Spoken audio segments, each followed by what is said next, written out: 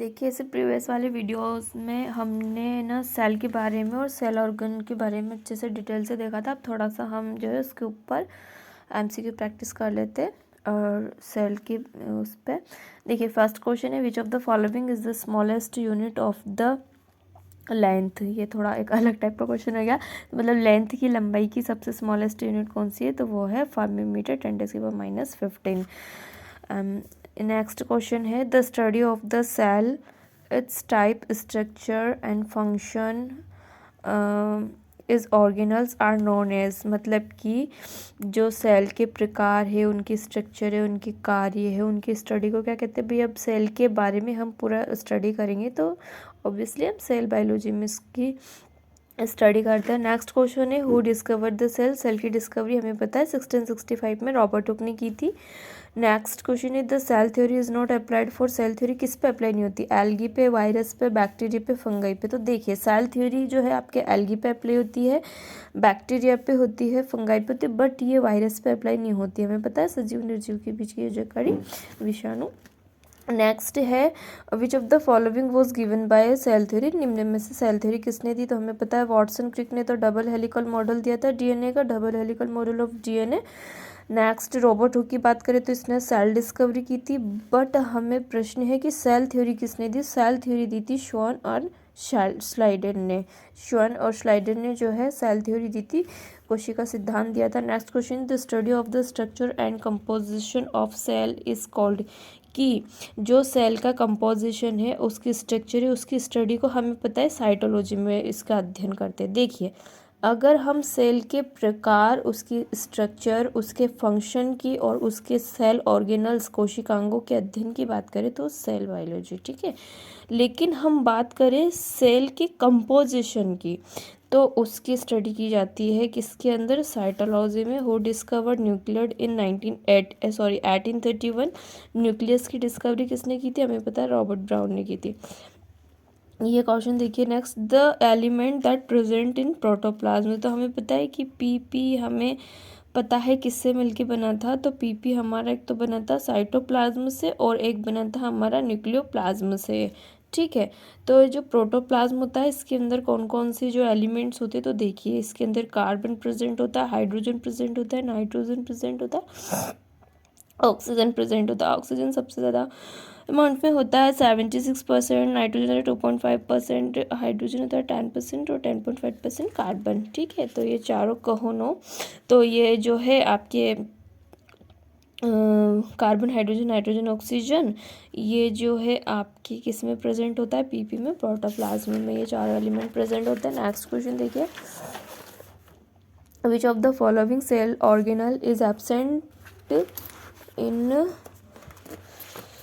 which of the following cell organ is absent in animal cells but present in a plant cell। निम्न में से कौन सा जो सेल ऑर्गन है वो एब्सेंट होता है किसमें, एनिमल सेल में, लेकिन प्लांट सेल के अंदर क्या होता है, ये प्रेजेंट होता है। तो देखिए, पहला है सेल वॉल, सेकंड है साइटोप्लाज्म, नेक्स्ट है वॉक्यूल्स और फोर्थ है आपका माइटोकॉन्ड्रिया। तो हमें पता है भाई सेल वॉल आपके सेलुलोज की बनी होती है और ये प्लांट सेल में प्रेजेंट होती है। नेक्स्ट क्वेश्चन है, which of the following is considered as a cell within cell. कोशिकांग में कोशिकांग कौन सा है, तो देखिए chloroplast, ribosome, mitochondria, Golgi body. तो जिसका अपना ओवन डीएनए होता है ना, लाइक क्लोरोप्लास्ट का, माइटोकॉन्ड्रिया का अपना सेल्फ डीएनए होता है, तो ये क्या सेमी ऑटोनोमस सेल ऑर्गन होते हैं। तो मोर करेक्ट आपका क्लोरोप्लास्ट है इसमें।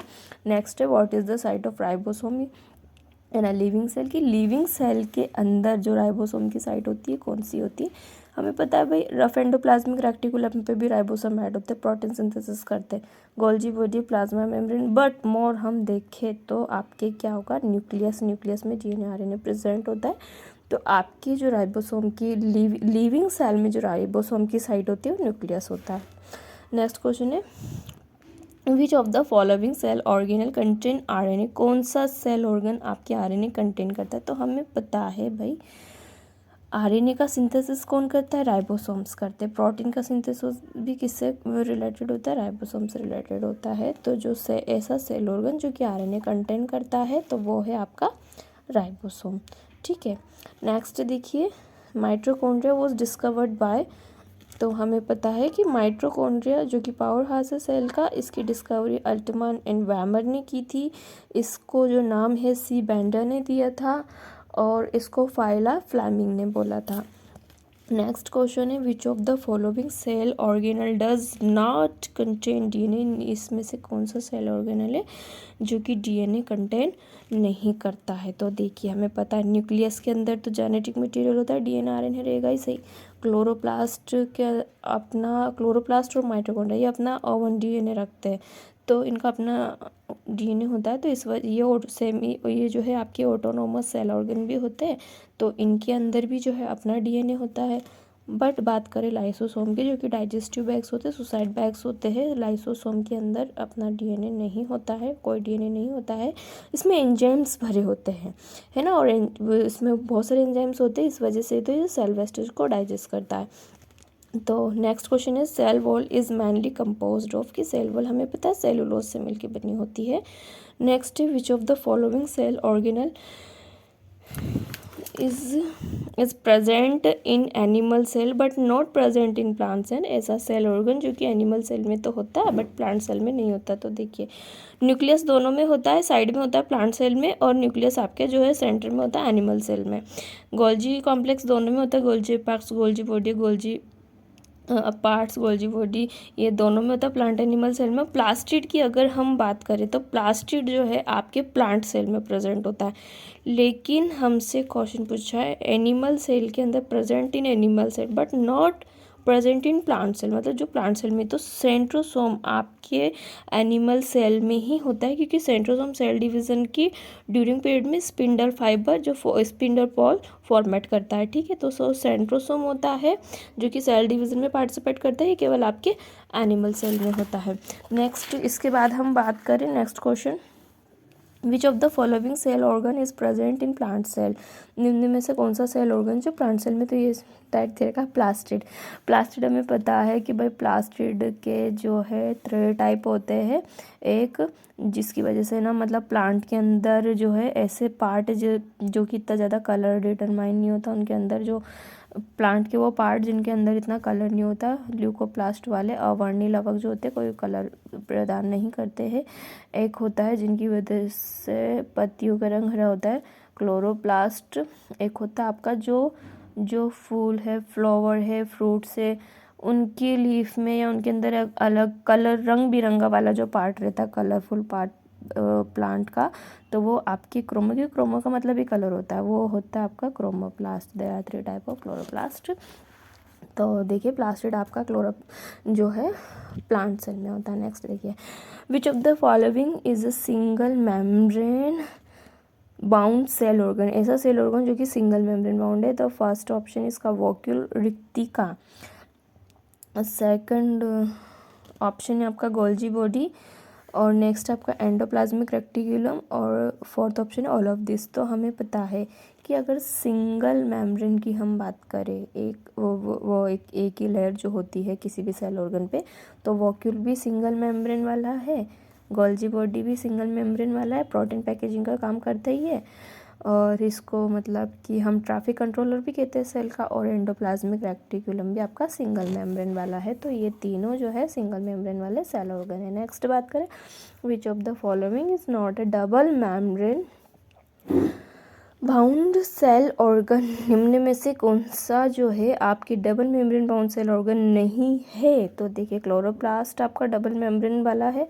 माइटोकॉन्ड्रिया और न्यूक्लियस भी है इसके अलावा, बट एंडोप्लाज्मिक रेक्टिकुलम हमें पता है एंडोप्लाज्मिक रेक्टिकुलम आपका कौन सा है, सिंगल मेम्ब्रेन वाला।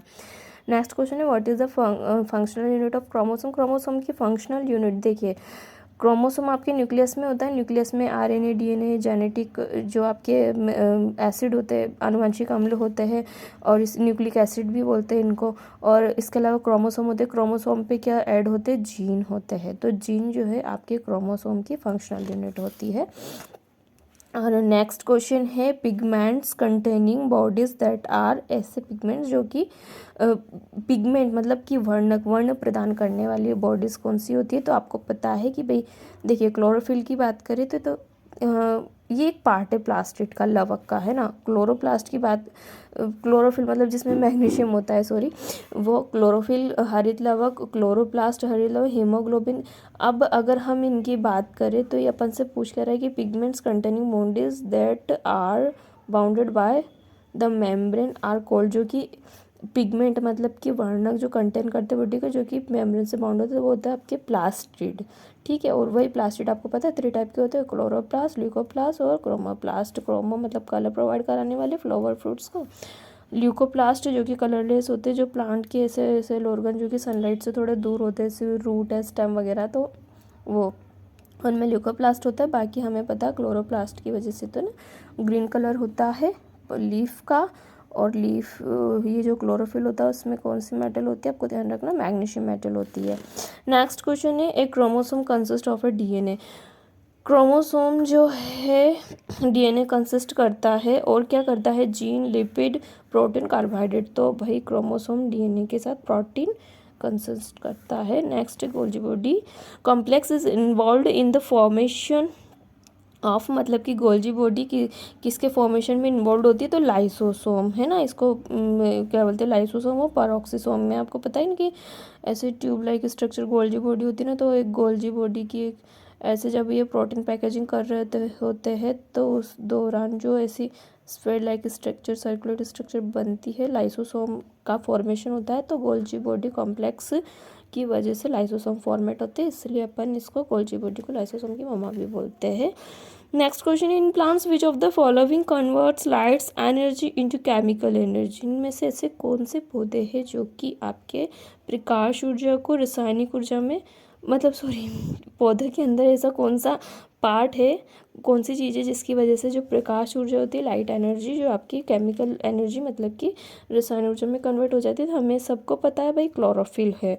क्लोरोफिल की वजह से सनलाइट के प्रेजेंट में जो आपके है ना फोटोसिंथेसिस प्रोसेस होती है, तो उससे जो प्लांट्स अपना फूड फॉर्मेट करते हैं, तो एक तरीके से आपकी जो लाइट एनर्जी होती है सनलाइट की वजह से आपकी केमिकल एनर्जी जो आपकी फोटोसिंथेसिस प्रोसेस होती है, केमिकल एनर्जी उसमें प्रोड्यूस होते हैं क्लोरोफिल की वजह से प्लांट्स में, ठीक है। तो प्लांट्स में क्लोरोफिल लाइट एनर्जी को किस में कन्वर्ट कर देता है, ये आपको लाइट एनर्जी को केमिकल एनर्जी में कन्वर्ट कर देता है। नेक्स्ट